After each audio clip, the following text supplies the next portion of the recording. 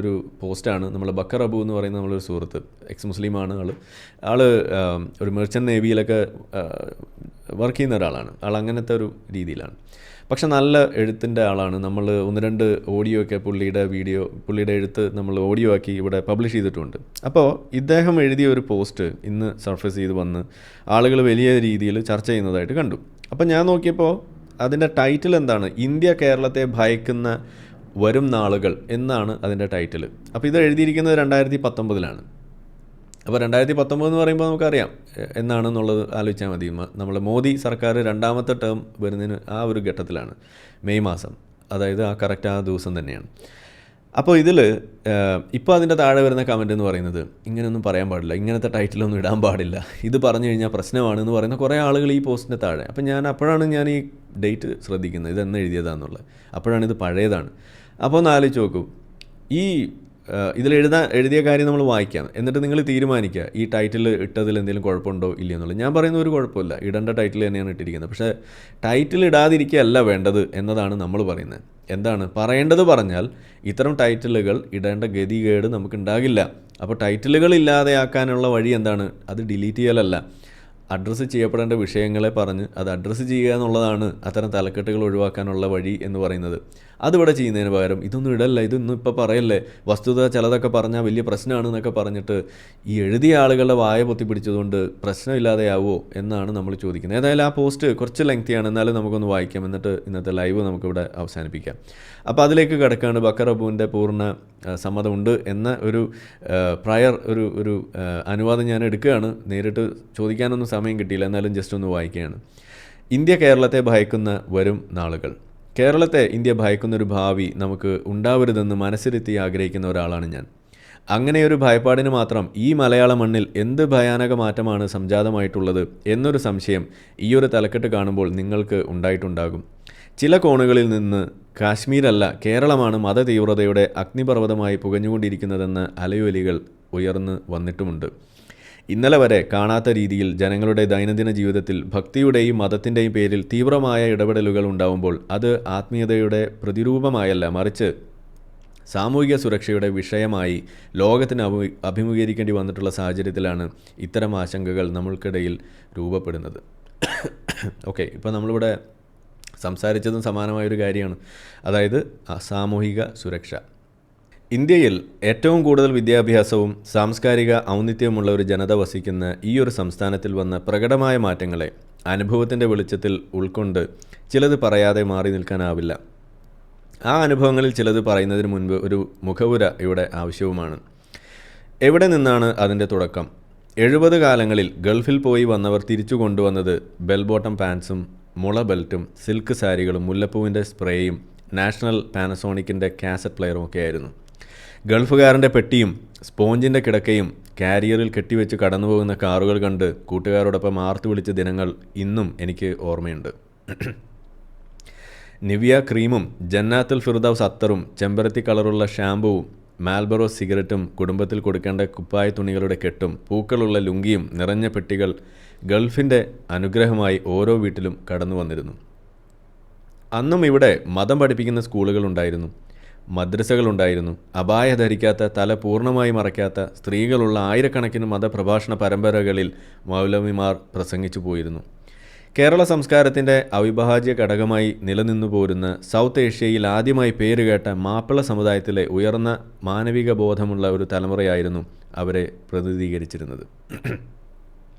മുഹമ്മദ് നബിയുടെ വഴിയിൽ നിന്ന് വന്നുവെന്ന് അവകാശപ്പെടുന്ന തങ്ങൾമാരും അറബ് വംശജരായ ഭട്കൽഗാർ എന്നറിയപ്പെടുന്ന വട്ടക്കൊളികളും വണിക്കുകളായ ലബ്ബൈകളും പരപ്പനങ്ങാടിയിലെ നഹാസുകളും കുഞ്ഞാലി മരക്കാരുമാരും തലശ്ശേരിയിലെ കേയികളും കോഴിക്കോട്ടെ കോയമാരും മഞ്ചേരിയിലെ കുരിക്കൾമാരും കൊച്ചിയിലെ നൈനാന്മാരും പാലക്കാട്ടെ റാവുത്തർമാരും കാസർഗോഡ് മാലിക് ദിനാറിനെ പിൻപറ്റി ജീവിച്ചു പോന്ന തളങ്കര താപികളും തുടങ്ങിയ ഒട്ടനേകം ഉപവിഭാഗങ്ങൾ ഉൾപ്പെടുന്ന ഒരു സമുദായം ഈ മലയാള മണ്ണിൽ ഇതര സമുദായങ്ങളിൽ നിന്ന് മതപരമായ ഒരു ദൂരത്തണൽ കാംക്ഷിച്ച് ജീവിച്ചവരായിരുന്നില്ല.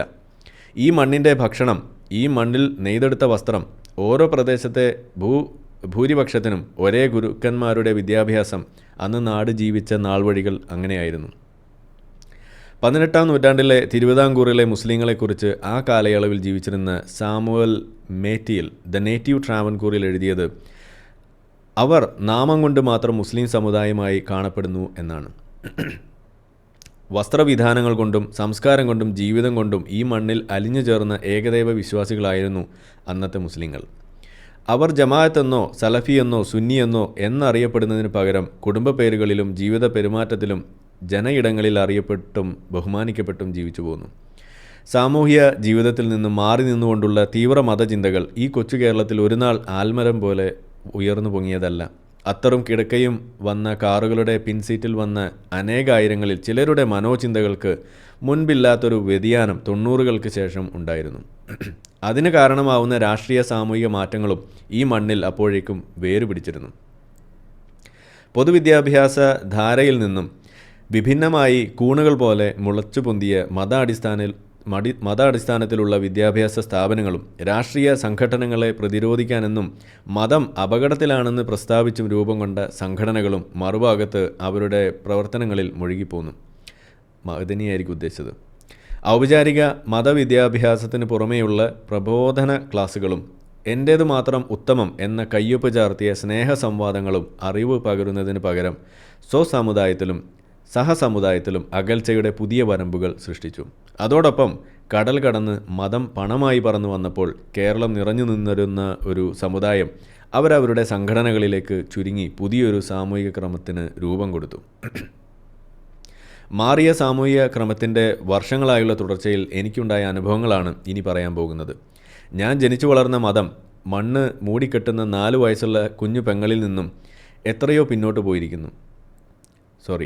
ഞാൻ ജനിച്ചു വളർന്ന മതം കണ്ണു മൂടിക്കെട്ടുന്ന 4 വയസ്സുള്ള കുഞ്ഞു പെങ്ങളിൽ നിന്നും എത്രയോ മുന്നോട്ട് പോയിരിക്കുന്നു.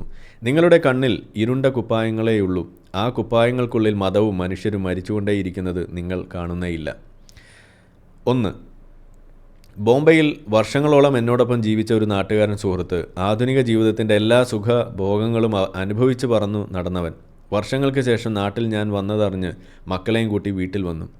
അവൻ്റെ 3 പെൺകുട്ടികളും മുഖം മൂടിയുള്ള വസ്ത്രങ്ങളാൽ പൊതിഞ്ഞു നിൽപ്പുണ്ട്. ഏറ്റവും അടുത്ത സുഹൃത്തുക്കളിൽ ഒരാളുടെ മക്കളോട് സംസാരിക്കുമ്പോഴും സംഭാഷണത്തിൽ ഒരു മനസ്സ് എനിക്ക് മിസ് ചെയ്യുന്നുണ്ടായിരുന്നു. 3 പേരും പഠനത്തിൽ മിടുക്കികളാണെന്ന് അവരുടെ ഉമ്മ പറഞ്ഞപ്പോൾ മൂത്ത കുട്ടിയോട് മെഡിസിൻ ആണോ ഉദ്ദേശമെന്ന് ഞാൻ ചോദിച്ചു. എടുത്തടിച്ച പോലെയായിരുന്നു അവളുടെ മറുപടി. മെഡിസിന് പോവില്ല, അതിന് പോയാൽ അന്യപുരുഷന്മാരുടെ ദേഹത്ത് തൊടേണ്ടി വരും. 1/4 നൂറ്റാണ്ടിലേറെയായി സമുദ്രസഞ്ചാരിയായി ഒഴുകുന്ന എനിക്ക് അലയടിച്ചു മറിയുന്ന സമുദ്രങ്ങളൊന്നും ഇത്തരമൊരു ഷോക്ക് തന്നിട്ടുണ്ടായിരുന്നില്ല. സ്വന്തം മകൾ അത് പറയുമ്പോഴും ആ രക്ഷിതാക്കൾ അതൊന്ന് തിരുത്തി കൊടുക്കാൻ പോലും തുനിഞ്ഞിരുന്നില്ല. ഇളയവരായ മറ്റ് 2 പേരും ആ കേട്ടതിൻ്റെ ശരിയിലാണ് അവരുടെ ഭാവി കെട്ടിപ്പടുക്കുന്നതും. 2.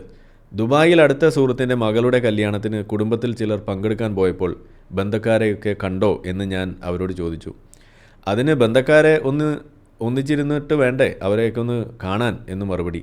വരനും ക്ഷണിക്കപ്പെട്ട പുരുഷന്മാരും ഒരു ഓഡിറ്റോറിയത്തിലും വധുവും ക്ഷണിക്കപ്പെട്ട സ്ത്രീകളും മറ്റൊരു സ്വകാര്യ സ്ഥലത്തുമായാണ് ആ കല്യാണം നടന്നത്.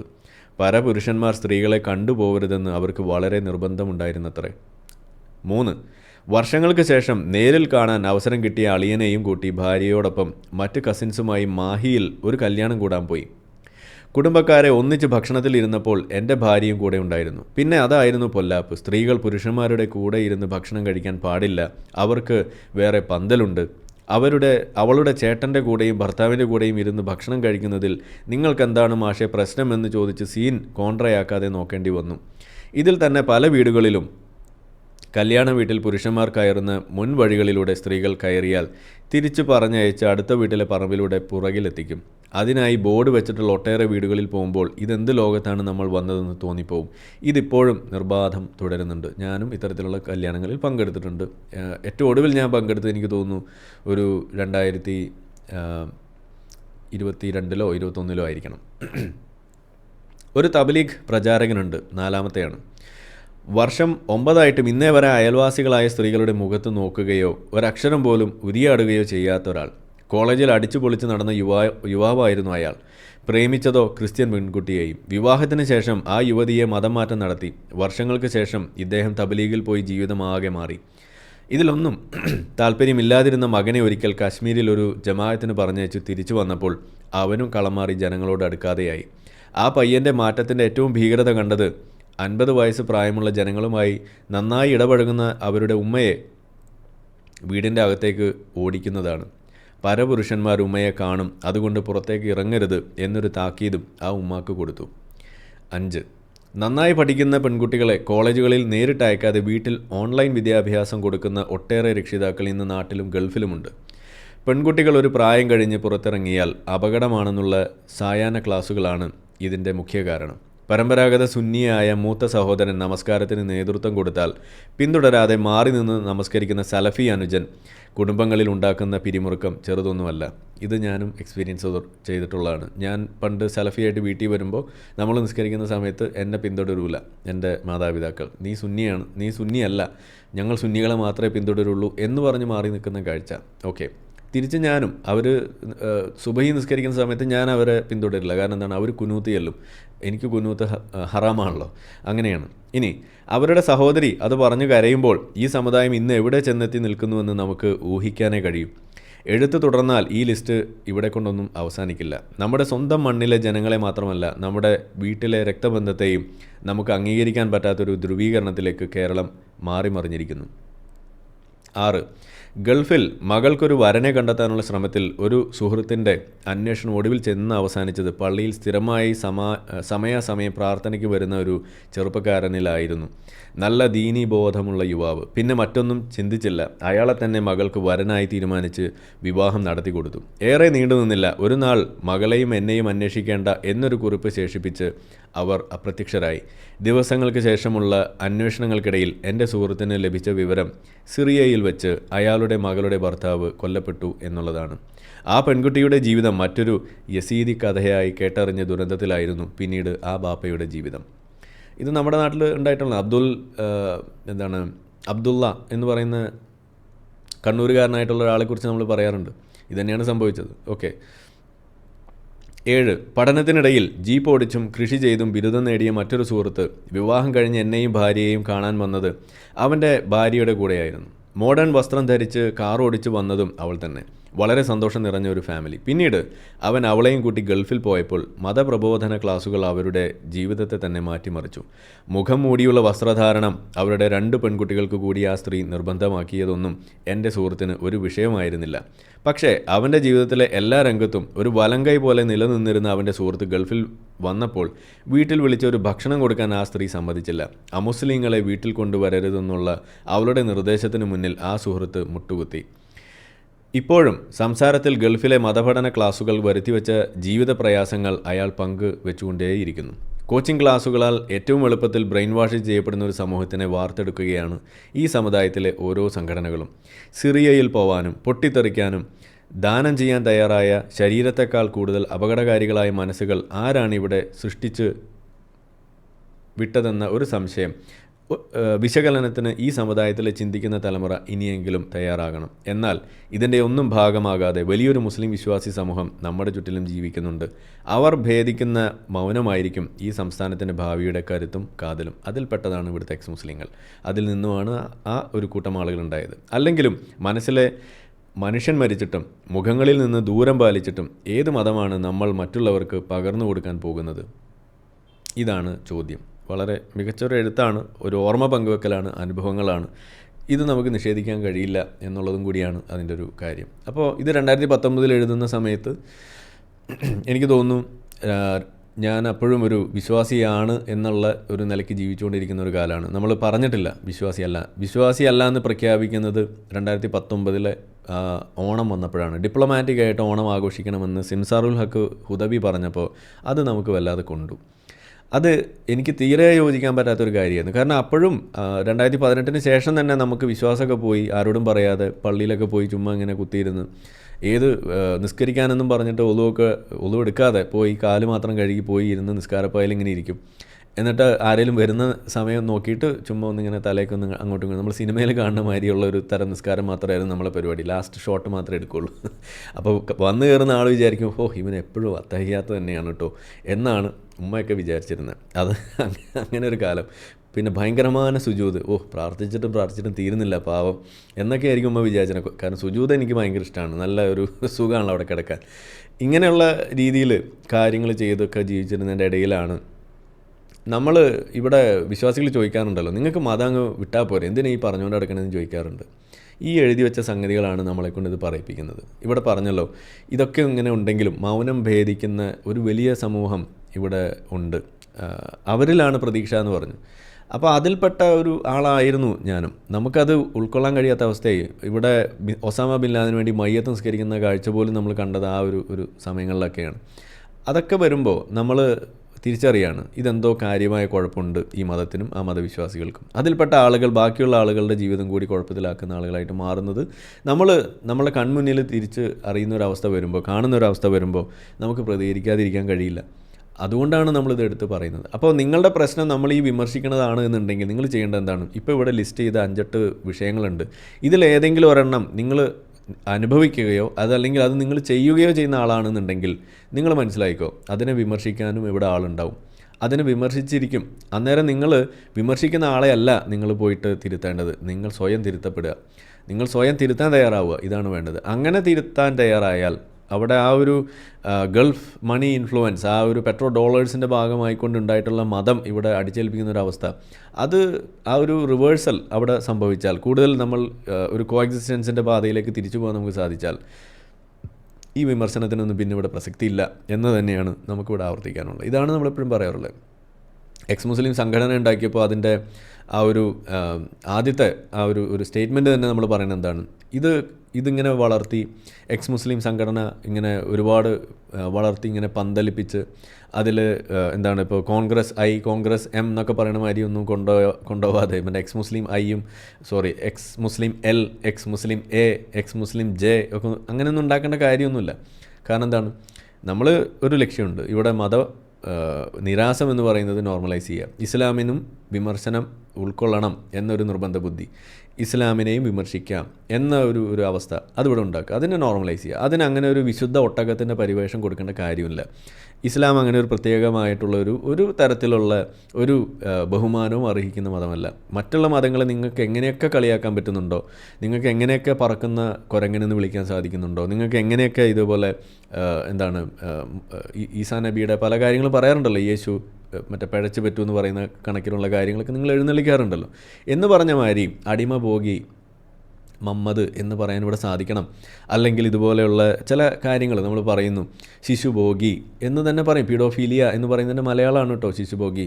അത് നമ്മളിവിടെ പറയാൻ സാധിക്കും. അപ്പോൾ മറ്റു മതങ്ങളെ നിങ്ങൾക്ക് പറയാൻ സാധിക്കുന്നുണ്ടെങ്കിൽ അത് ഇസ്ലാമിന് ബാധകമാണ്. അങ്ങനെ വന്ന് ഈ മതനിരാസവും മതനിന്ദയും അത് ഇവിടെ നോർമലൈസ് ചെയ്യുന്നൊരു കാലഘട്ടം വന്നാൽ പിന്നെ എക്സ് മുസ്ലിങ്ങൾക്ക് പോലും പ്രസക്തിയില്ല, ഇസ്ലാം മത വിമർശനത്തിന് പ്രസക്തിയില്ല. ഇന്ന് അതെന്തുകൊണ്ട് പ്രസക്തിയുണ്ട്, ഇത്തരം കാര്യങ്ങൾ ഇവിടെ ഉണ്ടാകുന്നുണ്ട് എന്നതുകൊണ്ടാണ്. അപ്പോൾ അത് തിരിച്ചറിയാനും കൂടിയുള്ളൊരു വഴിയായിട്ട് എനിക്ക് ഇതെടുക്കാമെന്ന് തോന്നി. പ്രത്യേകിച്ച് ഇന്ന് നമ്മൾ ചർച്ച ചെയ്ത ഒരു വിഷയം, വെറുപ്പ് എങ്ങനെയാണ് സമൂഹത്തിൽ കുഴപ്പമുണ്ടാക്കുന്നത്. വലിയ കുഴപ്പമൊന്നുമില്ലാതെ സമാധാന അന്തരീക്ഷത്തിൽ ഓണവും വിഷുവും ക്രിസ്മസും ഒക്കെ ആഘോഷിച്ച് ജീവിച്ചു പോയിരുന്ന ഒരു സമൂഹത്തിൽ നമ്മൾ നേരത്തെ കണ്ടു ഓസ്ട്രേലിയയിലെ വിഷയം. അവിടെ ഒരു ക്രിസ്മസിൻ്റെ ഭാഗമായിട്ടുള്ള ആഘോഷം അത് റദ്ദാക്കുന്നതിലേക്ക് വരെ കൊണ്ടെത്തിക്കുന്ന ഒരു കാഴ്ച. നമ്മുടെ നാട്ടിൽ ഓണം ആഘോഷിക്കുന്ന സമയത്ത് അതിൽ പങ്കെടുക്കുന്ന സ്ത്രീകളെയൊക്കെ വേശ്യ എന്ന് വരെ വിളിച്ച് പിന്തിരിപ്പിക്കുന്ന കാഴ്ച. അതിനകത്ത് ഹിജാബ് ഇട്ടിട്ട് ഡാൻസ് കളിച്ചു കഴിഞ്ഞാൽ മതത്തെ അവഹേളിച്ചു എന്ന് പറഞ്ഞിട്ട് അവരെ പിന്നാലെ കൂടുന്ന കാഴ്ച. ഇതൊക്കെ ഇവിടെ ഉണ്ടാകുമ്പോൾ നമുക്കിതിനെ വിമർശിക്കേണ്ടതായിട്ട് വരും. നിങ്ങൾ ആ പണി നിർത്തിക്കോ, എന്നാൽ പിന്നെ നമ്മളുടെ പണി നമ്മൾ നിർത്തും. അല്ലാതെ നിങ്ങൾ പണി ചെയ്തുകൊണ്ടിരുന്നിട്ട് നമ്മൾ അതിനെ വിമർശിക്കുമ്പോൾ വിമർശനം നിർത്തണമെന്ന് പറഞ്ഞ് ഈ വഴിക്ക് വന്നാൽ ദാൽ വന്ന് ഇവിടെ കുക്ക് നഹി എന്നേ നമുക്ക് പറയാനുള്ളൂ. അതിവിടെ വേവില്ല എന്ന് തന്നെയാണ് നമുക്ക് പറയാനുള്ളത്. ഇസ്ലാമിനെ നമ്മളിവിടെ പഞ്ഞിക്കിട്ടിരിക്കും, ഒരു സംശയമില്ല. അപ്പോൾ അതുകൊണ്ട് തൽക്കാലം ഇത്രയും പറഞ്ഞുകൊണ്ട് ഞാനിവിടെ നിർത്തുകയാണ്. നിങ്ങളുടെ ഈ മതത്തെ വെളുപ്പിക്കാനുള്ള ശ്രമങ്ങളും അതുപോലെ തന്നെ മതം കുത്തിയിറക്കിക്കൊണ്ട് നാട് കുട്ടിച്ചോറാക്കാനുള്ള ശ്രമങ്ങളും എപ്പം നിർത്തുന്നു അപ്പം നമ്മൾ പണി നിർത്തുമെന്ന ആ വാക്ക് അത് ഇവിടെ അമ്മയാണ് സത്യം എന്ന് പറഞ്ഞ് തൽക്കാലം ഞാനിവിടെ നിർത്തി. നമ്മളെ ചാനൽ സബ്സ്ക്രൈബ് ചെയ്യാത്ത ആളുകൾ അത് ചെയ്ത്, നമ്മൾ ഇപ്പോഴും 10,000 പേര് കണ്ടുകൊണ്ടിരുന്നിട്ട് ലൈക്കുകൾ വീഴുന്നില്ല എന്ന് വെച്ചാൽ കൂടുതൽ ആളുകളും വിശ്വാസികളായിരിക്കണം ഇത് കാണുന്നത് എന്നാണ് ഞാൻ അനുമാനിക്കുന്നത്. ഇത്രയും നേരം കണ്ട ആ ഒരു കാര്യം വെച്ചിട്ട് വിശ്വാസികളായ നിങ്ങൾക്ക് ഇതിൽ നിന്നും എന്തെങ്കിലും ഒരു ചെറിയ കാര്യം എടുക്കാൻ ഉണ്ട് എന്ന് നിങ്ങൾക്ക് തോന്നുകയാണെന്നുണ്ടെങ്കിൽ ടപ്പയെന്ന് ഓരോ ലൈക്ക് തന്നിട്ട് അതൊന്ന് നിങ്ങൾ നിങ്ങളുടെ ആ ഒരു തിരിച്ചറിവ് നിങ്ങളോട് ഇവിടെ ഒന്ന് രേഖപ്പെടുത്തണം എന്നും കൂടി ഞാനൊന്ന് അഭ്യർത്ഥിച്ചിട്ട് തൽക്കാലം ഞാനിവിടെ നിർത്തുകയാണ്. പിന്നെ നമുക്ക് മറ്റ് വിഷയങ്ങളുണ്ട്, അത് നമുക്ക് അടുത്ത ദിവസം നമുക്ക് ചർച്ച ചെയ്യാം. അത് കഴിഞ്ഞിട്ട് നമുക്ക് പിന്നെയും ചില കാര്യങ്ങൾ പറയാനൊക്കെ ഉണ്ട്, അതിലേക്കൊക്കെ വരാം. അപ്പോൾ അതുകൊണ്ട് തൽക്കാലം ഇവിടെ നിർത്തുന്നു. നമുക്ക് ബാങ്ക് വിളിയും കൂടി കേട്ടിട്ട് നമുക്ക് നിർത്താം. ബാങ്ക് വിളിയുടെ കാര്യം പറഞ്ഞു, പല ആളുകളും ആവർത്തന വിരസതയാണെന്നൊക്കെ പറയുന്നു. പക്ഷേ നിങ്ങൾ ക്ഷമിക്കുക, കാരണം നമ്മളെ ചാനൽ കാണുന്ന ആളുകളിൽ ഒരു 60% ആളുകൾ മാത്രമാണ് റിപ്പീറ്റഡ് ആയിട്ട് കാണുന്ന ആളുകൾ, 40% പുതിയ ആളുകളാണ്. അപ്പോൾ പുതിയ ആളുകൾ ഇത് കേൾക്കണം, പുതിയ ആളുകൾ ഇത് അറിയണം. നമ്മളുടെ മതനിന്ദ അത് നോർമലൈസ് ചെയ്യുക എന്നുള്ളതാണ് നമ്മളുടെ ലക്ഷ്യം. അങ്ങനെ വരുമ്പോൾ മാത്രമാണ് ഇതിനൊക്കെ നമുക്ക് ഓവർകം ചെയ്യാൻ പറ്റുള്ളൂ. ഇത് സ്പീഡപ്പ് ചെയ്യണമെന്നുണ്ടെങ്കിൽ ഇതൊക്കെയാണ് നിങ്ങൾ കണ്ടു കാണും. ഇത് ഏറ്റവും കൂടുതൽ നമ്മൾ ഒരു വിമർശനം നടത്തണം. ഈ ബാങ്ക് മാത്രം ദിവസം 5 നേരം ഓട്ടോമാറ്റിക്കായിട്ട് സെറ്റ് ചെയ്ത് വെച്ച് ഇവിടെ പ്ലേ ചെയ്യിച്ചാൽ മതി. 5 നേരം ബാങ്ക് വിളി നമ്മളെ അക്കൗണ്ടിൽ നിന്ന് എല്ലാ ദിവസവും അത് സെറ്റ് ചെയ്യാനുള്ള വഴി നമ്മളിവിടെ പ്ലാൻ ചെയ്യുന്നുണ്ട്. അത് മിക്കവാറും ഇവിടെ നടക്കും. കൃത്യം രാവിലെ സുബൈക്ക്, ഉച്ചയ്ക്ക് ലൊഹറിന്, അസറിന്, മഗ്‌രിബിന്, ഇഷായ്ക്ക് 5 നേരം ബാങ്ക് വിളി നമ്മളിവിടെ സെറ്റ് ചെയ്യാനുള്ള പരിപാടിയിലാണ്. അധികം വൈകാതെ അത് വരും.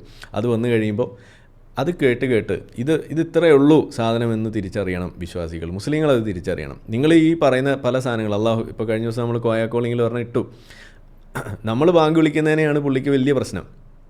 അപ്പോൾ അയാൾ ആലോചിക്കണില്ല ഈ ബാങ്ക് 5 നേരം അറബിയിൽ വിളിച്ചു പോകുന്ന സാധനം എന്താണ്. ഞാൻ ചെയ്യുന്ന സാധനം അവർ ചെയ്തുകൊണ്ടിരിക്കുകയാണ് ഇപ്പോഴും. 1400 വർഷമായിട്ട് ചെയ്തുകൊണ്ടിരിക്കുന്ന സാധനമാണ് മറ്റു മതങ്ങളെ അവഹേളിക്കുക. എന്താണ് അതിൽ പറയുന്നത്? ഇപ്പോൾ അള്ളാഹു അക്ബർ അള്ളാഹു ആണ് വലിയവൻ എന്ന് പറയുന്നു. ഓക്കെ, അത് പിന്നെ സമ്മതിച്ച് നീ അള്ളാഹു വലിയ ആളാണെന്ന് തന്നെയാണ് കൂട്ടുക. പക്ഷേ അടുത്തത് എന്താണ്? അഷ്ഹദു അല്ലാ ഇലാഹ ഇല്ലല്ലാഹ്, അള്ളാഹു അല്ലാതെ ആരാധനയ്ക്ക് അർഹൻ വേറെ ദൈവമൊന്നുമില്ല എന്ന് പറയുമ്പോൾ പിന്നെ ഇവിടെ രാമനും കൃഷ്ണനും ബ്രഹ്മാവൊക്കെ മാങ്ങ പറിക്കാൻ പോവുകയാണെന്ന് ചോദിക്കണത് അവിടെയാണ്. അപ്പോൾ ഇവിടെ ബാക്കി ദൈവങ്ങളുണ്ട്. അവിടെയാണ് നമ്മൾ ഈ ഹിന്ദു വിശ്വാസത്തിൻ്റെ ഭാഗമായിട്ടുള്ള കാര്യങ്ങളുടെ ആ ഒരു ഇൻക്ലൂസീവ്നെസ് നമ്മൾ കാണേണ്ടി വരും. അവരെ സംബന്ധിച്ചിടത്തോളം 30 കോടി ദൈവങ്ങളുണ്ട്. അപ്പോൾ ഒരു ദൈവം ആയിട്ട് അള്ളാഹും കൂടി വരുമ്പോൾ അന്നാ പോരെ മോനും കൂടി കയറിക്കോ എന്ന് പറയുന്നതും ഇസ്ലാം പറയുന്നത് എന്താണ്? ബാക്കിയുള്ളതൊക്കെ അവിടെ ഒന്നോ നമ്മൾ മാത്രം മതി എന്ന് പറയുന്നത് തമ്മിൽ വ്യത്യാസമുണ്ട്. അതാണ് ഇവിടെ നമുക്ക് പ്രശ്നമായിട്ട് വരുന്നത്. അപ്പോൾ അതുകൊണ്ട് നിങ്ങൾ 5 നേരവും ഇതുപോലെ അറബിയിൽ വിളിച്ചു പോകുന്ന സാധനം എന്ന് പറയുന്നത് അന്യമത നിന്ദയാണ്. വേറെ ദൈവമൊന്നുമില്ല എന്നും വേറെ മതങ്ങളിലുള്ള പറഞ്ഞിരിക്കുന്നതൊക്കെ തെറ്റാണെന്നുള്ളൊരു കാര്യം ഇവിടെ പറഞ്ഞു വെക്കുമ്പോൾ അത് നമുക്ക് അനുവദിക്കാൻ കഴിയില്ല. അങ്ങനെ വരുമ്പോൾ നമ്മളും നമ്മളുടെ ഒരു ബാങ്ക് ഇവിടെ ഇറക്കി അതിനെ നമ്മൾ കൗണ്ടർ ചെയ്യുന്നു. ഇനി ഈ ബാങ്ക് മൊത്തത്തിൽ നമ്മൾ പറഞ്ഞു കഴിയുമ്പോൾ അതിപ്പോൾ കഴിഞ്ഞ ദിവസം അത് ഇറക്കിയപ്പോഴാണ് മനസ്സിലാവുന്നത്, പല ആളുകൾക്ക് അറിയാത്തൊരു കാര്യമാണ്. ജൂതന്മാരുടെ ഒരു കോൾട്ട് പ്രയർ ഉണ്ട്, ഒരു ബാങ്ക് ഉണ്ട്. അത് കോപ്പി അടിച്ചാണ് ഇസ്ലാമിൽ ബാങ്ക് വന്നത്. ഇത് ഇവിടുത്തെ മുസ്ലിങ്ങൾക്ക് പോലും അറിയില്ല. മതവിമർശകരായിട്ടുള്ള ആളുകൾ പോലും അത് പലപ്പോഴും ശ്രദ്ധിച്ചിട്ടില്ല എന്നുള്ളതാണ് ഇന്നലെ അത് റിലീസ് ചെയ്തപ്പോൾ മനസ്സിലായത്. അപ്പോൾ അതുകൊണ്ട് അങ്ങനെയുണ്ട്. നിങ്ങൾക്ക് ജൂയിഷ് പ്രയർ കോൾ എന്നൊന്ന് യൂട്യൂബിൽ സെർച്ച് ചെയ്ത് കഴിഞ്ഞാൽ അതിൻ്റെ വീഡിയോസ് നിങ്ങൾക്ക് കാണാം. നല്ല രസമുള്ള ബാങ്ക് തന്നെയാണ്, അതും കേട്ടിരിക്കാം. അപ്പോൾ അങ്ങനെ ഇവിടെ ഉണ്ട്. അപ്പോൾ അടിമുടി കോപ്പിയടിയാണ്. അതിൽ നിന്ന് ഞാനൊന്ന് കോപ്പി അടിച്ചപ്പോൾ ആകെ പ്രശ്നം. അത് പള്ളി പറഞ്ഞാൽ മതി എന്ന് എനിക്ക് പറയാനുള്ളൂ. അതിവിടെ എടുക്കില്ല. അപ്പോൾ തൽക്കാലം ആ ബാങ്ക് അത് നമുക്കൊന്നുകൂടി കേട്ട് ബുദ്ധിമുട്ടുള്ള ആളുകൾ സ്കിപ്പ് ചെയ്യുക. എന്നിട്ട് നിങ്ങൾ പെട്ടെന്ന് അടുത്ത അടുത്ത വീഡിയോയിലേക്ക് നിങ്ങൾക്ക് പോകാം. അല്ല എന്നുണ്ടെങ്കിൽ അത് കേട്ട് നിങ്ങൾ ഒന്ന് സപ്പോർട്ട് ചെയ്യുക. തൽക്കാലത്തിനെ പറഞ്ഞ് ഞാൻ നിർത്തുകയാണ്. നന്ദി. Dingahu Akbar, Dingahu Akbar, Dingahu Akbar, Dingahu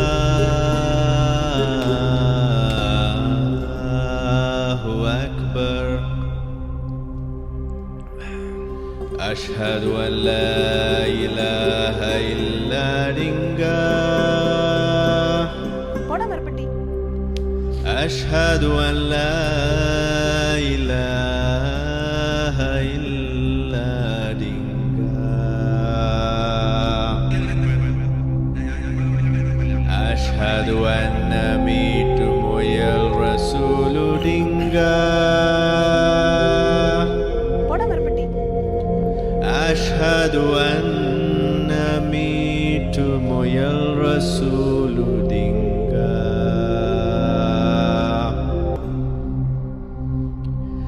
Hayya ala free thinking.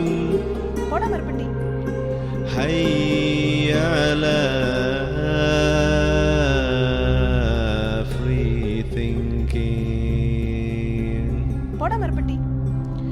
Hayya ala scientific temper. Hayya ala scientific temper.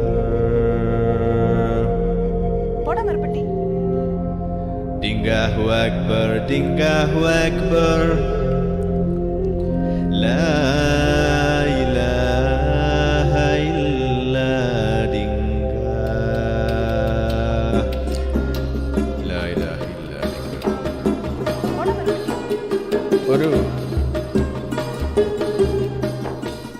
Video കണ്ടുകൊണ്ടിരിക്കുന്ന ആളുകൾ ചാനൽ സബ്സ്ക്രൈബ് ചെയ്തിട്ടില്ല എന്നുണ്ടെങ്കിൽ അത് ചെയ്ത് നമ്മളെ സപ്പോർട്ട് ചെയ്യുക. മറ്റു രീതിയിൽ സപ്പോർട്ട് ചെയ്യാൻ ആഗ്രഹിക്കുന്ന ആളുകൾക്ക് അതിൻ്റെ ഡീറ്റെയിൽസ് ഡിസ്ക്രിപ്ഷനിലുണ്ട്. നിങ്ങളുടെ ഓരോ ലൈക്കും ഷെയറും അതുപോലെ കമൻ്റ് ഇടുന്നതും ഈ വീഡിയോ അതിൻ്റെ താഴെ വരുന്ന കമൻറ്റുകൾക്ക് നിങ്ങൾ പ്രതികരിക്കുന്നതെല്ലാം തന്നെ വീഡിയോയുടെ റീച്ച് കൂടുന്നതിന് വലിയ തോതിൽ ഉപകാരപ്പെടുന്ന സംഗതിയാണ്. അപ്പോൾ അതുകൊണ്ട് അതിൽ നിങ്ങൾ ഏർപ്പെടണം എന്നും കൂടി ഞാൻ അഭ്യർത്ഥിക്കുകയാണ്. മറ്റുള്ള രീതിയിലുള്ള സപ്പോർട്ട് തുടർന്നും നിങ്ങളുടെ ഭാഗത്തുനിന്നുണ്ടാവും എന്ന് പ്രതീക്ഷിക്കുന്നു.